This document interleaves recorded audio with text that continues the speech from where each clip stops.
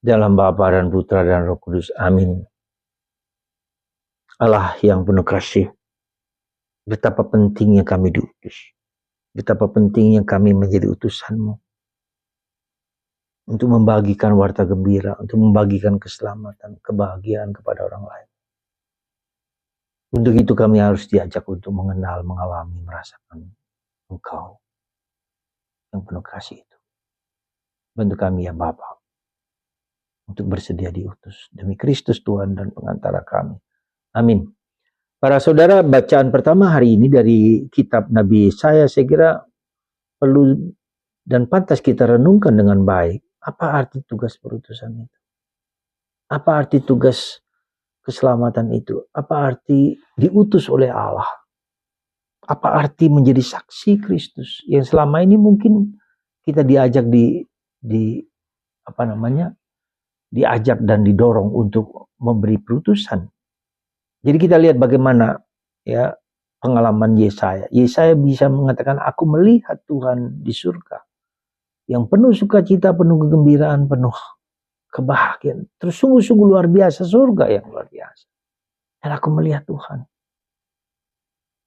Pengalaman pertama adalah pengalaman lewat panca indera. Kita gunakan panca indera kita melihat, pendengaran, penciuman, pengecapan, ya, perasaan. Itu Tuhan memberikan suatu alat yang luar biasa yang membuat kita bisa memahami lingkungan, memahami kehendak Allah dalam hidup kita lewat panca indera kita itu.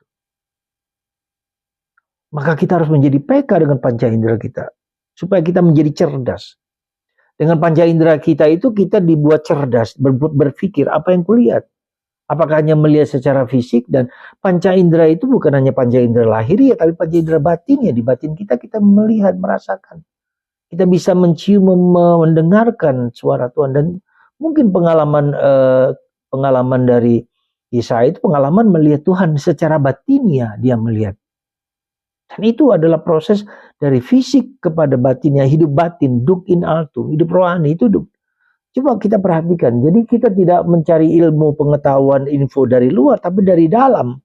Apa yang saya rasakan, karena itu melekat dalam diriku.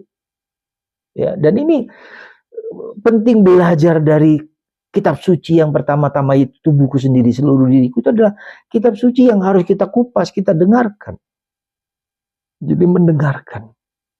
Betapa pentingnya mendengarkan. Tubuh kita, pikiran kita, perasaan kita. Aku melihat Tuhan. Apakah Anda pernah melihat Tuhan? Pasti mungkin hampir jarang kita melihat Tuhan. Siapapun, bahkan mungkin saya. Tapi melihat mata batin kita. Kita merasakan mata batin kita. Kita merasa dilingkupi, dipeluk, dirangkul oleh Tuhan. Dan kita merasa sejuk di sana. Nah, pengalaman akan Allah inilah pengalaman cinta kasih yang bersama Allah yang begitu luas, begitu mengagumkan itu membuat saya merasa berdosa. Siapakah aku ini? Gak ada artinya sama sekali. Aku berdosa. Yesaya mengatakan, mulutku najis, aku omong kotor, aku omong jelek, dirty words selalu muncul dalam pikiran, anjing, bajang, dan segala macam itu muncul, ada kata kotoran. Tapi bukan hanya itu, seluruh diri kita. Cabul, sombong, angkuh, malas, iri, dengki. Itu semua adalah kata-kata kotor dalam diri kita. Ketika yang agung datang dalam diri kita, kita menjadi manusia yang nothing, berdosa, lemah. Dan Tuhan mengampuni. Ketika kita menyadarinya, kita mohon diampuni dengan sakramen tobat, dengan refleksi, dengan Tuhan Engkau ampuni aku. Tuhan Yesus kasihlah aku orang berdosa. Aku berdosa, aku lemah, aku rapuh. Itulah pengalaman akan Allah, pengalaman keberdosaan, pengalaman ketidakmampuan, pengalaman kerapuhan. Saudara.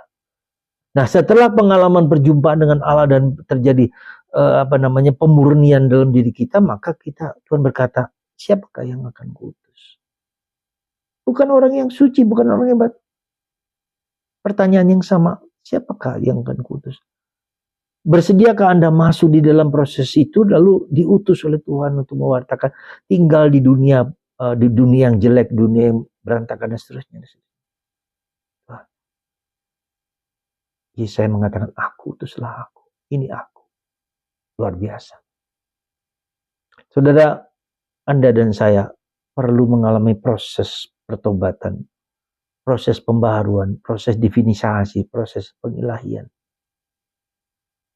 Dan dengan rendah hati, aku mau diutus Tuhan. Karena aku mengalami bersama Engkau. Aku mengalami kasih.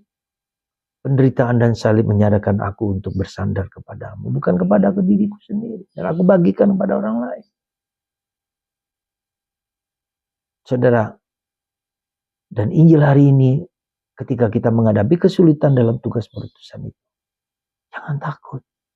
Karena rambut kepalamu jatuh pun atas seizin Tuhan, atas izin Allah.